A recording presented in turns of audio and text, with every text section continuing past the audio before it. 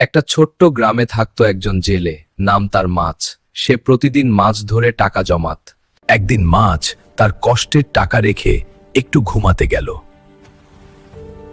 ঠিক তখনই ধপাস সবুজ দানব হাল্ক সেখানে হাজির। হাল্ক খুব ক্ষুধার্ত ছিল। সে মনে মনে ভাবল, আজ জিলাপি খাবে।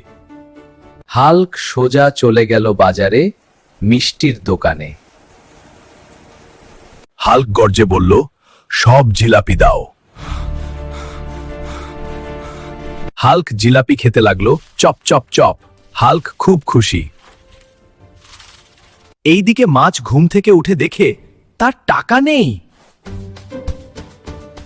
বাজারে এসে মাছ দেখে হাল্ক তার টাকা দিয়ে জিলাপি খাচ্ছে। মাছ বলল, হাল্ক ভাই, চুরি করা ঠিক না। হাল্ক লজ্জা পেল। হাল্ক ভুল করেছে। সে বদলে মাছকে মাছ দিয়ে দিল।